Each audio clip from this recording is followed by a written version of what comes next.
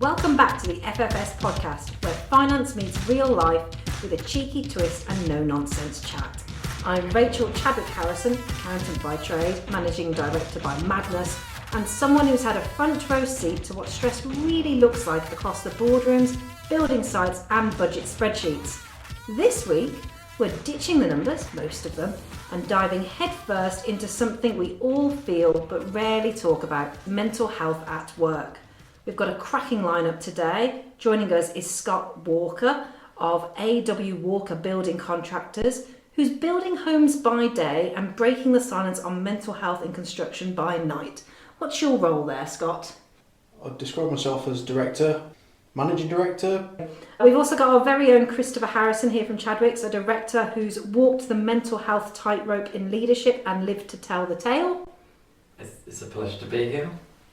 And rounding out our panel is Kristel Pari, client account manager, force of nature when it comes to wellbeing advocacy. Hello, hello. So, whether you're on site, on Zoom, or barely holding it together on your lunch break, this one's for you. We're getting personal, practical, and probably a little bit provocative. Let's get into it. So let's kick things off with a quick one. If your mental health had a job title this week, what would it be? Mine would be surviving. Not thriving, but surviving. Mine would be stressed and tired and slightly hungover still. That's all self-inflicted, I'm afraid. Scott? Chief runaround. Unfortunately, I think mine would be stressed and depressed, which is never too positive. Stressed and depressed, yeah, that sounds about. Yeah. Right then, Scott, we're going to get into a construction reality check. Construction, it's got a rep for being tough as nails, physically and emotionally. What's it really like on site when the hard hats come off? What are you seeing in terms of mental health out there? It's difficult. People don't really open up on building sites. People don't talk about that. There's a very dark sense of humour on building sites. You won't really get someone tell you they're struggling. No one will tell you if they're feeling down, depressed. You'll probably work it out for yourself by a very dark joke or something someone's made, whether someone's late, their appearance. Yeah. So would you say there's a lot of truth in jest? Yes.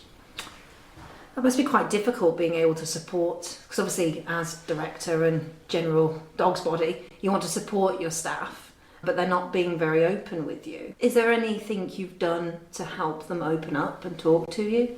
I can't say I have, truthfully. I think there's an unspoken bond between yourself and the guys on site. You're all there for each other. You're all, I like to call it, embracing the suck together.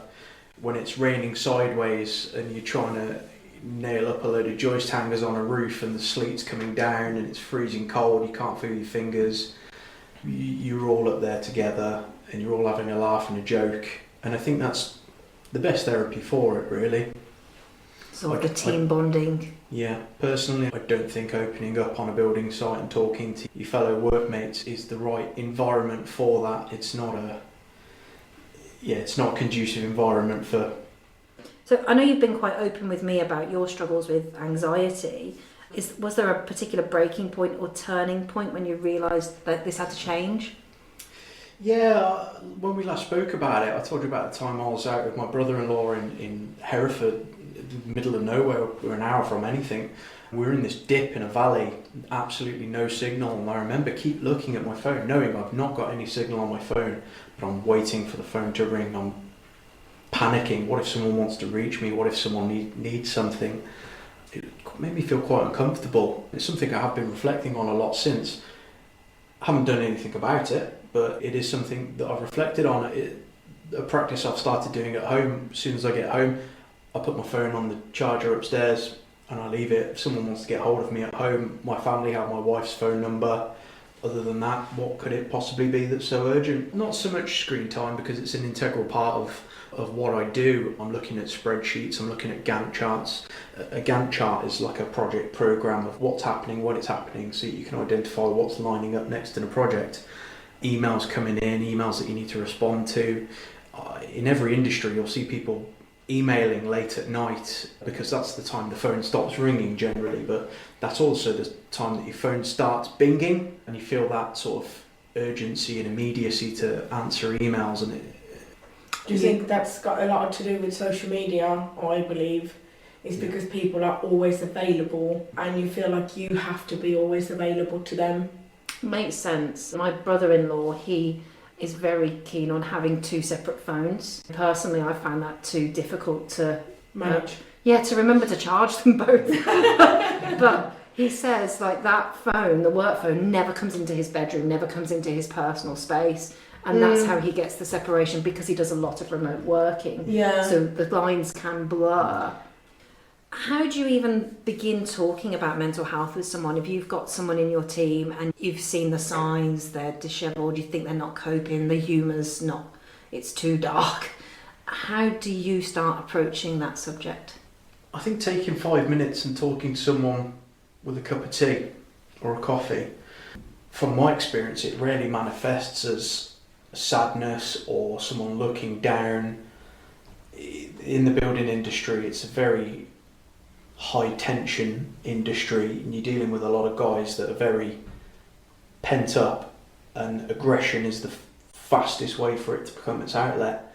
So raised voices on a building site is pretty run-of-the-mill day to day. Raised voices at each other, again, pretty common. Quite often have guys losing the temper with each other, losing the temper with me. I dare say I've lost my temper and shouted at someone across the scaffolding before.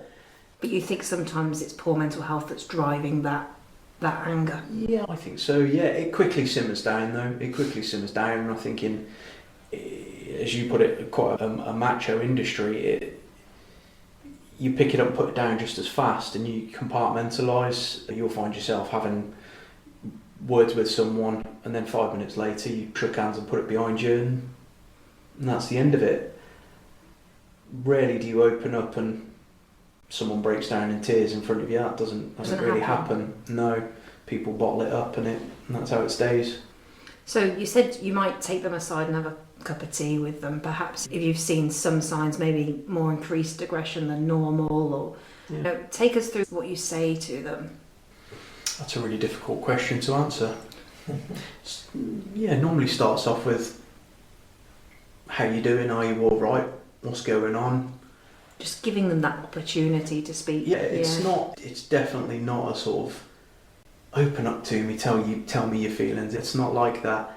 Usually you find people will tell you themselves. If you've had like a borderline row with someone, they'll go, "Oh, sorry mate, I just got this going on at the moment." And that's usually and then the understanding is there. Yeah, you never know what people are going through. You haven't got a clue what their home life's, you haven't got a clue what their financial situation's like. People don't tell you this, they don't discuss this. It's very, without looking at our files, I have no idea where half the guys even live. You have a general idea of the area they live in, but you don't even know what road they live on and what town they live in.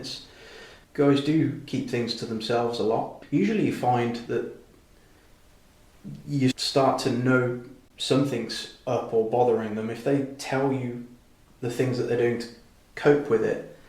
I've seen a lot of really good organisations out there. One I really like the look of these walking clubs, and you always hear that one of the guys might say, "Oh, I've been out and I've done this with this group." They all go out and they explore something. Yeah, there's one in Ulster locally there as well. There is, and Stratford, Coventry. Yes. There's a load of them around. Men just go and walk together. Walk and talk, they're called. I saw a really interesting, nothing to do with men's mental health. It was widows of men that have died of cancer, I think it was. I saw it on, I think it was Country File, and it was a fishing club.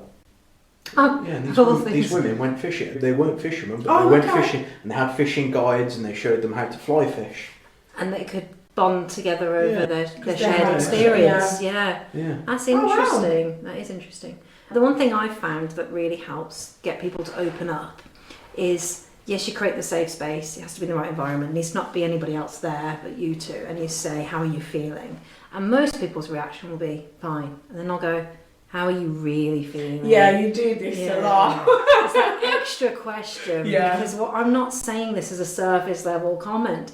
I want to know what your problem is, and is there anything I can do to support you to be at your best at work. So final question for you, Scott. If you had the power to change one thing tomorrow across all UK construction sites to help mental health, what would it be? Criticism of other people's work. I think that is a big problem and a toxic culture in the construction industry. I don't think the general public really see it or know about it. Personally, I find quite a lot of this social media. Big problem with toxic culture on social media. Whenever I've got our socials guy come out, we'll walk around, we'll be doing videos, and I can just hear the trolls in the back of my head. I can hear what they're about to say, I can envisage what the comments are going to be, and it's really difficult. I've watched the guys work so hard on working on this particular piece of work that I might be videoing that day, and I can already see people.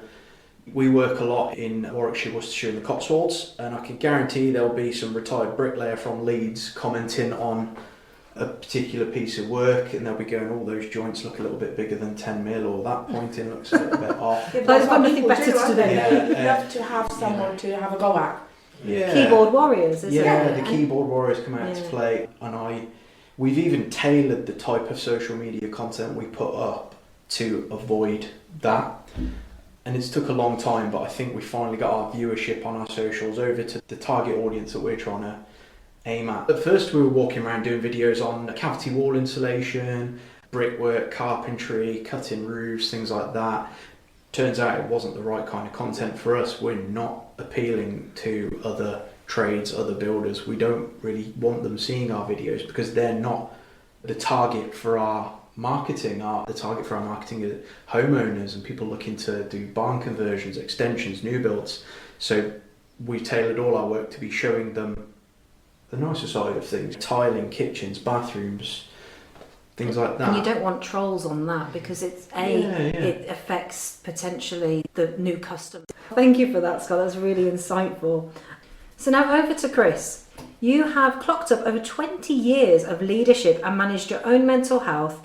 What surprised you most when you finally opened up about it at work? The acceptance was the surprising issue.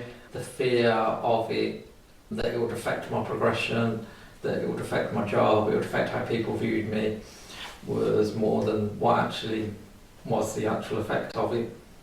So it was more anxiety in your mind that you thought people would not back it. it. People think that it's a weakness, then you're not qualified for this position. Do you ever find that it wasn't as big in reality as you made it in your head? Because you think that people will view you differently just because you're struggling with your mental health. Exactly. But not be overlooked for promotion just because they think that I'm weak and can't deal with the stress. So what do you think brought on the anxiety and the issues that led you to having the medication? To be honest, it's probably something that's always been there, but I didn't realise I was affected until I was going through a marriage breakdown and then stressed at work. And I went to the doctors and gave my symptoms, just thinking I was a bit stressed and tired, and he said, "Look, this is anxiety," and then it's just gone from there. And how do you feel about taking medication? How did you feel then, and how do you feel now? So when I first was, it was first mentioned by the doctors, I had a refusal to go on medication because, again, I believed from just that it was something that you're going to be stuck on for the rest of your life, and once you're on medication there's no going back. And I tried the counselling to start with, which didn't work, and then finally when I did go on to the medication, then it was a lot better and massive help.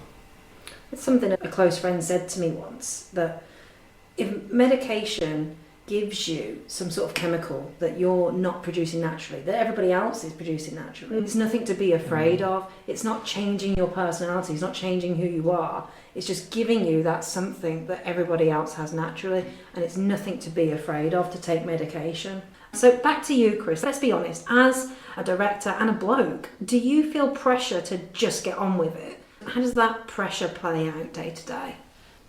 Yeah, I think there is a fair degree of the just suck it up and carry on, especially when you said you're in a position where other people are relying on you as well. So in like a leadership role or a director role now, there is a case of just knuckle down and work through it and carry on. Yeah, definitely.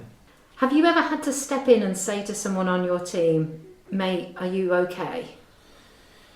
Yeah, again, going back to earlier, where you said that you don't actually just say to them, "Oh, are you okay?" or whatever. It's just one of those where you make it them aware that you are there if needed to a point.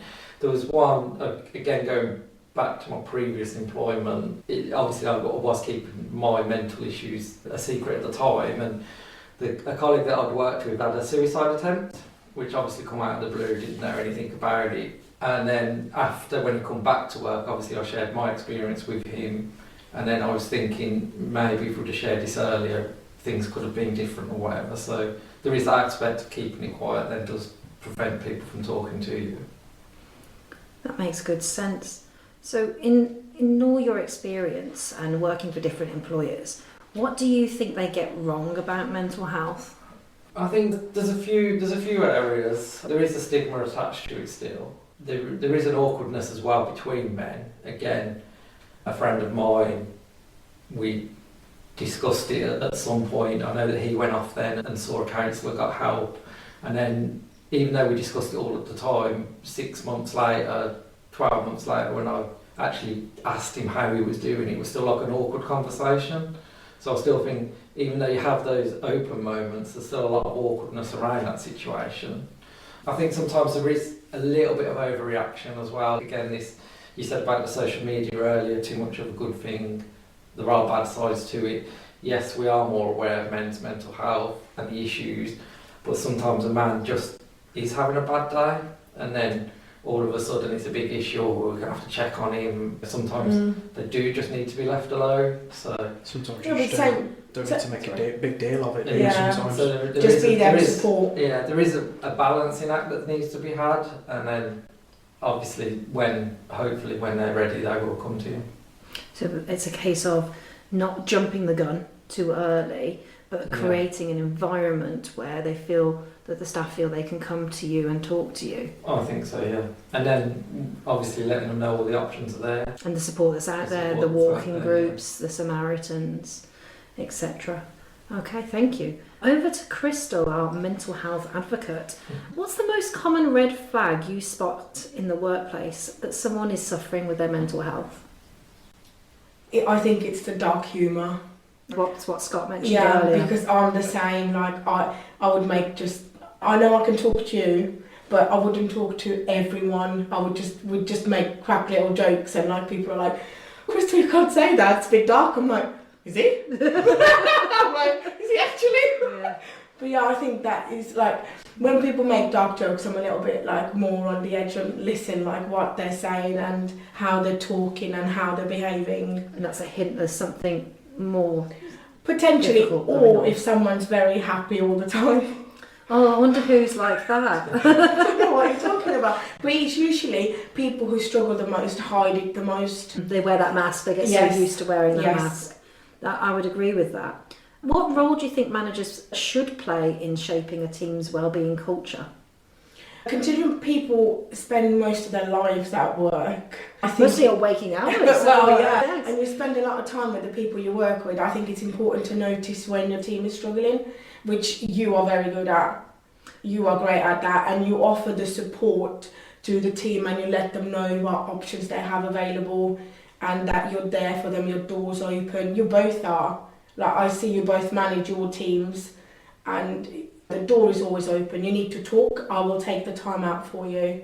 Thank you, that's lovely to hear. So we think that more managers should have the door open policy. Yeah, and Be open, approachable and be to their open staff. to the idea of people having mental health, because some managers don't recognise that kind of thing. So Kristel, let's say you have a magic wand and you could change how HR in a big organisation handles mental health.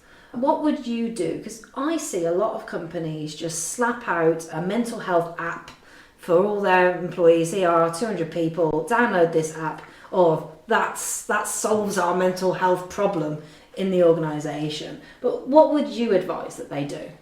I think that's a really good question, but in a big company I think that's very difficult. In my previous employment, I worked for a very big company and they had thousands of employees, and it was exactly the same like you've just mentioned about a mental health app. And they were like, oh, do this, but it doesn't, in reality, it doesn't work like that, because in a big company, you're just a number. Yeah, it's No about one the will culture, notice isn't it? Exactly, no one will notice you as an individual struggle. But your manager should, your line manager should notice. Again, it's a culture. My line manager wasn't like that. He wasn't great at even talking to the staff members. So perhaps, Again, though, stepping in to slightly defend managers in that situation, that they have their own pressures. Absolutely, I completely agree, yeah. A bigger chain.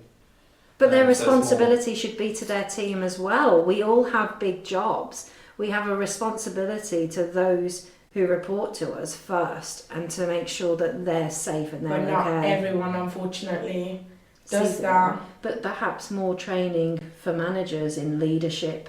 There's a difference between managing and leading, isn't Yes, there? correct, yeah. Yeah, but I think having the right culture isn't going to be embedded with the mental health app.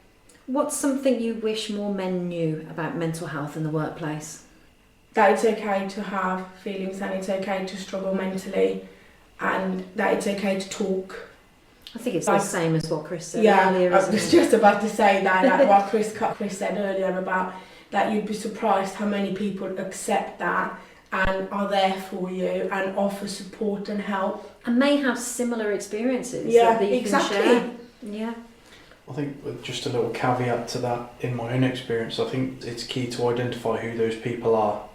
Not everyone wants to hear what you've got to say or what's going on with you, and I think if you tell the wrong people, it's not particularly a good thing. Maybe they've not got a particularly good response that you need to hear at the time. So a question for us all. What's the one thing you do when your wheels start coming off mentally, when you need a little extra TLC? What do you do? A good blowout. A What good do you mean? blowout? Good What do blowout. you mean a good blowout? Sometimes I've just rang up some mates and gone, we're going out into the woods and we're With the going BB camping. guns? Or we're going No, camping, yeah, or going out airsofting, or we're all going to just sit round a fire and have a camp out, or go to the gym, So big maybe a outlet, bit of getting back to nature or a bit of exercise. breathe some air. Yeah? We already know you like to get up at 5 a.m. and do exercise, Kristel. Yeah, my problem is I work, I do, and then I burn out, and then I'm in bed for 2 days, and then I'm like, okay, now I'm ready to go again. So yeah, I do work out just for the mental health, like I said earlier. Chris, what do you do? Probably sport, watch some sport, spend some time watching sport.